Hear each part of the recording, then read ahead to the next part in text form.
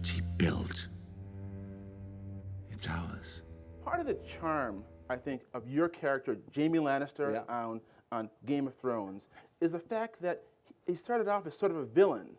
But in recent episodes, we've seen him, save a dwarf from prison. We've seen him rescue a woman from a bear. And now in this new set of episodes, this new season, you're off trying to save your daughter/niece. So are we going to lose the charm of you being this rogue? Well, I think what's great with these shows that you have so many hours to spend with the characters is that I've used this before, but I mean, if, imagine your life or anyone's life, there must be a moment in your life where you did something that you're not proud of, like something really horrible. Well, not like sleeping with my sister, nothing like that. Nothing that bad. Well, something bad. Doesn't have to be on that level, Okay. but something really bad. Now imagine the movie about you starts with that scene where you're being a real. It might take a while for the audience to get to know you and realize that there's more than just meets the eye. What he built, it's ours.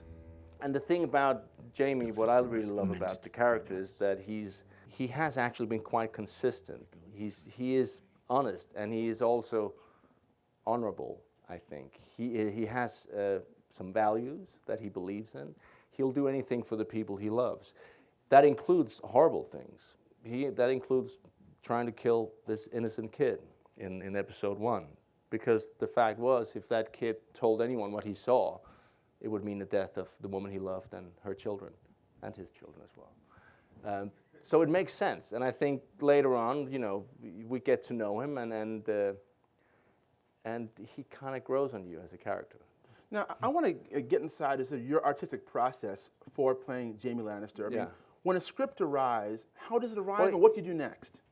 There's another, I think one of the real stars of Game of Thrones is rarely mentioned ever, but her name is Nina Gold. She's the casting director, and she, you see the cast of that show, there's I think we have now 300 plus actors who've been on the show. Every single one just delivers. But my point is that you go and you do a scene and you just work with brilliant actors all the time, and of course great scripts. So the process is remarkably simple for such a complicated show. Now, of course, people die on Game of Thrones. They die quite horribly and spectacularly sometimes. Do you live in fear that you'll get a script or get that knock on the door from your producer saying, you know what, you're dead in this upcoming episode? I mean, because there's still 2 books, we don't know what's going to be in them, and so we don't know where your character will ultimately end up. It might already have happened. Who knows? But no, no, not fear. I mean, the thing about it is that it is an amazing ride, and and the thing, if that day comes, I think what people will miss is just the people we work with. Now, I've never done a series before that's been going for years, and the fact that there's something about life as an actor in this business is that you do a show and then you get really close with your colleagues for 3 months, and it's intense, and then you say goodbye, and then sometimes you're lucky you'll meet again 10 years down the line or 15 years, and that's just the way it is. And as a young actor, it takes a few years to get to get used to that, because in the beginning you want to call all the time, hey, how you doing? But it's just not the way it works. But here, you can actually form a relationship. You can have I have friends now that I will call friends, and that's something that you're gonna miss, of course. But it's still just a job, and it's a great job. But it's not. I'm not gonna die. So. Well, that's good to know. I mean, are there any kind of rituals that happen on the set when a character is written off? Anything that you and the other cast members do to come together to console the person? It just you just say bye. But what's interesting, because there's so much attention on the show, and you understand that HBO is really, they want to protect the storylines. I think this season, I wasn't there that day, but an actor found out that he was leaving the show by reading a script on set, and was a little shocked by that. I should say so. Wow. Because it didn't happen in the books. So, All right. Start tweeting now. Start tweeting now. I'm pretty sure it's already been out. Okay. And you said it, right? It wasn't me. Now I will die. Now, I do have a question about something that happened last season that still seems to be generating talk this season. I think you know where I'm going with this. No, I don't. There's a scene in which you and Circe, your sister on the show, are having sex with your dead son nearby. But people aren't talking about the dead son. They're No, talking but about I mean, I think that we knew that it was gonna be a scene that would, cause a bit of interest. I always thought it would be because the fact that we were having sex in next to a dead body, the son. I thought that was going to be the disturbing thing. We never, well, maybe we're just naive, I guess. We never saw it as a rape scene, and it was very surprising that became a topic. And I think sometimes also with social media and the way things can very quickly explode. I followed a bit of it and then I stopped following because I thought it became silly. It became like 4 against rape, and you're gonna go, well, that's just stupid. I mean, the idea was what we tried to do, and clearly, I'm not taking anything away from people's. I mean, if someone saw it as rape, that's fine. But what we tried to do, let me say what we tried to do. We thought it was a couple who has a very long history, who had a romantic history for like 20 years. It's been a very physical relationship, and it's been constant under extreme stress and tension. And now they're both in this moment of grief and just messed up emotionally, and they need each other. And it comes to that very physical, weird, just expressed in a very physical, strange way, sexual way. And we thought it was a disturbing but accurate portrayal of those two people in that specific situation. And now, of course, that's the beauty of these things. Sometimes a discussion will start about it, and it will just take off. But you can't control those things. And I remember there was another time I thought of where it also became a different discussion from what you expected. I remember in season 1, there's a scene where the Hound, I don't know if you remember, he kills this butcher's boy, and there's a shot of him riding into camp with just this innocent kid, like draped over on his horse, and he says something, I think, and I remember thinking that's gonna cause a bit of an uproar, but there was a big talk after the show, but it was not about that. It was about the fact that Ned Stark, played by Sean Bean, killed the direwolf, because you can't kill a puppy. Now, this season, your character, Jamie, goes on sort of a quest to Dorne, another sort of fictional land in this Game of Thrones universe. And you filmed a lot of this in Spain. Can you tell me some of the most interesting places you went to in Spain to shoot these sequences?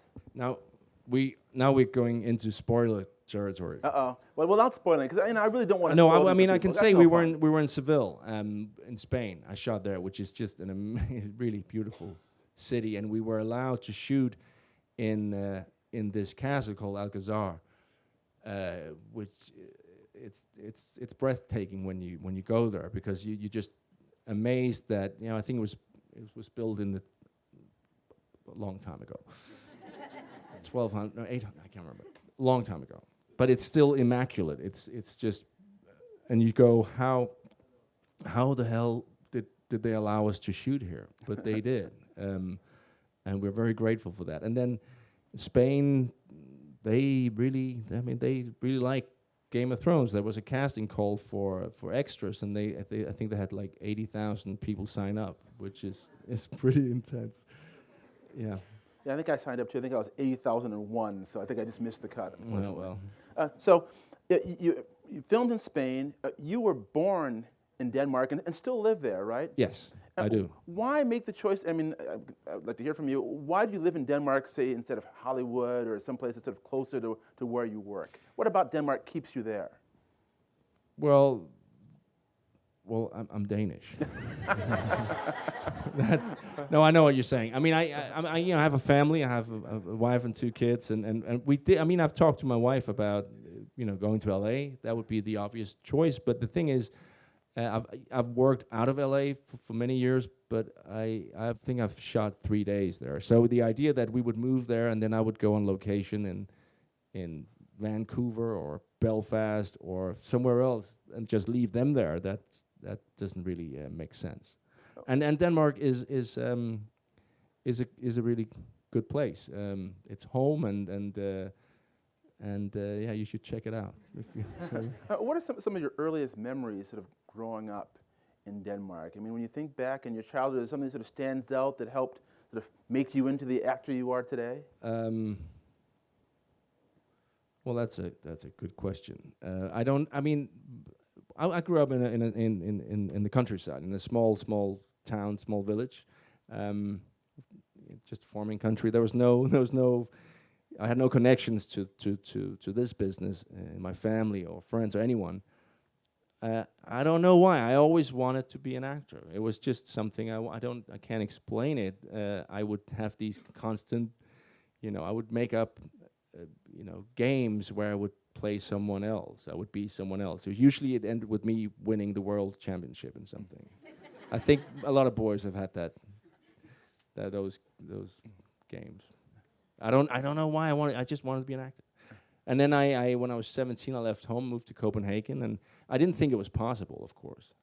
But I mean, there was actually, and then it was always American movies, American television shows. We get that, and that's because it's such a small country. We don't have, you know, they don't dub them, so we have subtitles. So we used to hearing the language, and I don't know. The idea was that I saw these great movies and television shows, and I always thought, wouldn't it be amazing if I could do that? And I mean, if I had to pick one that stood out, it was Once Upon a Time in America, and where I actually was aware of that it was unique. I saw that movie, which is, I don't know if you've seen it, but it's a story about this group of gangsters on the Lower East Side of New York, and the main character, and if you meet them when they're kids, and it ends up like it's a 50-year journey, I think. Robert De Niro played Noodles, the main character, and there were some scenes where I identified 100, and I was like 13 or 4, I don't know, I was really young, but I identified with this guy. I was feeling what he felt. I couldn't believe it. And I was really aware afterwards that it didn't make sense, that I was living in a small village in Denmark, and there was no filter. I felt I was in New York. I was living that life. I was a gangster. And I remember thinking, I want to do that. Imagine if I could do something where people would get that kind of experience. Wow, that would be a dream come true. So that was the engine, if you will.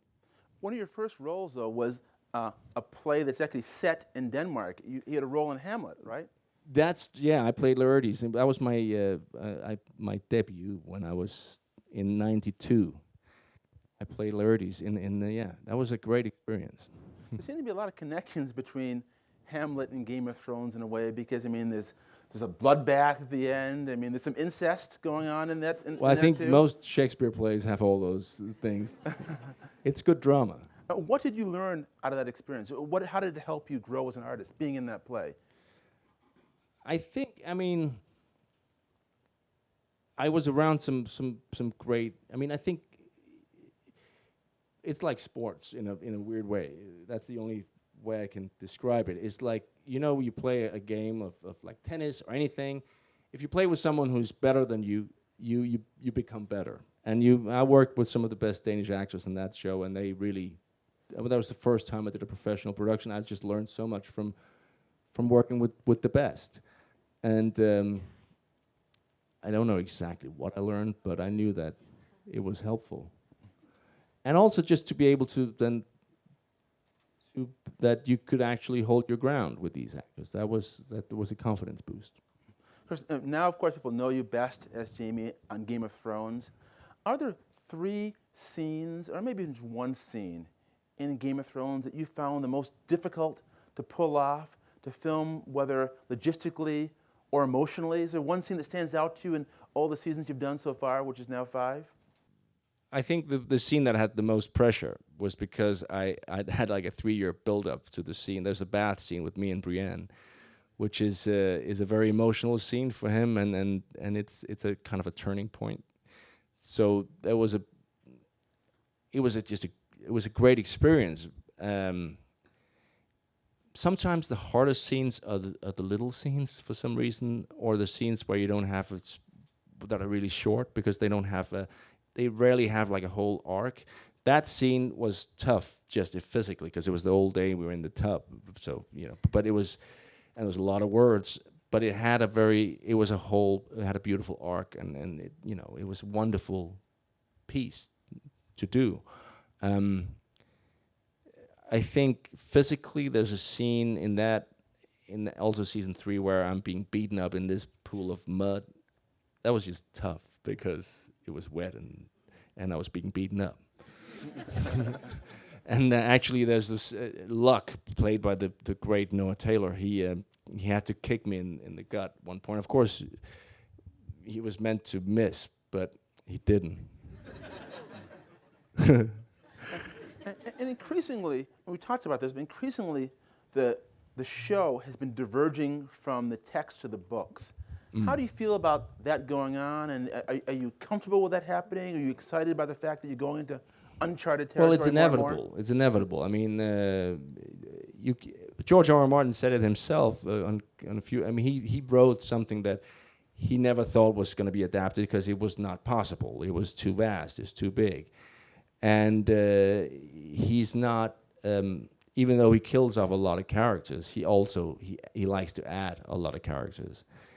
And I guess in theory you could do a 20-year show, but I know Dan and David would not be able to survive. They work all the time, so you have to condense it. You have to make some tough choices, and that's the nature of this being an adaptation of a book series. It's a television show. It has to stand on its own feet.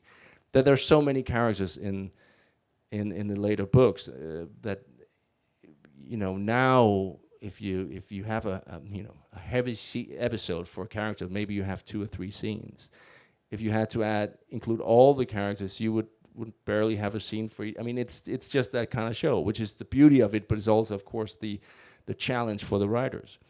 So I think it's great that you can enjoy the books, and hopefully you can enjoy the show on their own terms. It's going to be fun this season for all the book readers because there's a lot of stuff that they don't know, they haven't read. I mean, they will still have those moments where they can look to the non-readers and go, haha, wait and see. But there are also a couple of places where they'll go, but that's not supposed to happen. And that's going to be fun, I think.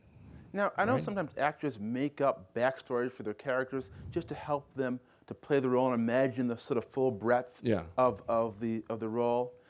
Do you have anything that you sort of... Well, the beauty of this is that it's there in the books.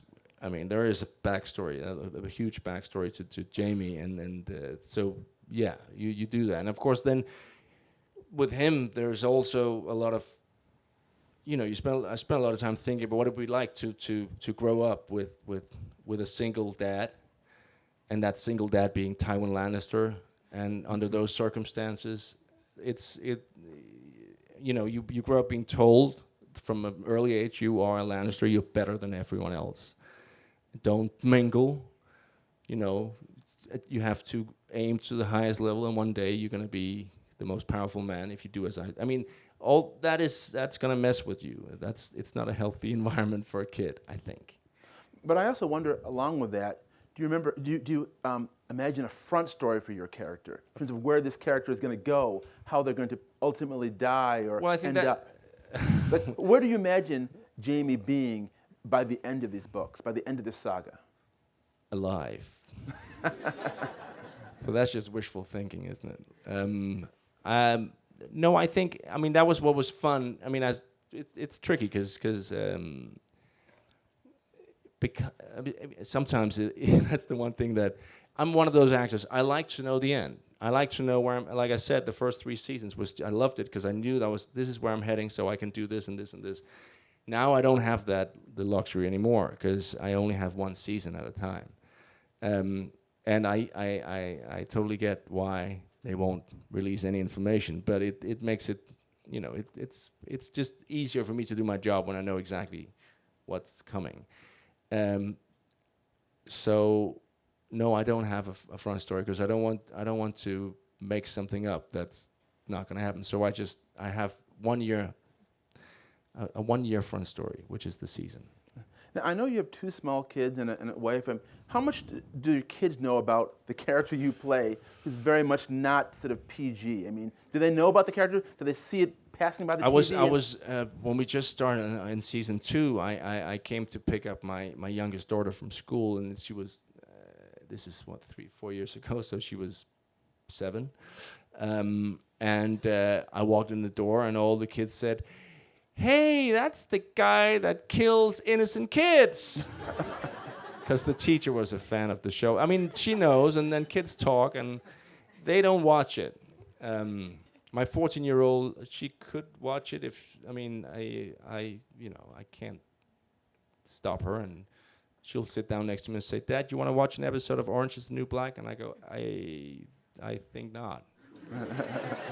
But you go ahead. I'll just, which is a great show, by the way, but they don't like to watch me. They don't like to watch me act because it's weird. It's like weird to watch your father pretend to be something else because and the worst is if I have romantic scenes with other women, they detest that.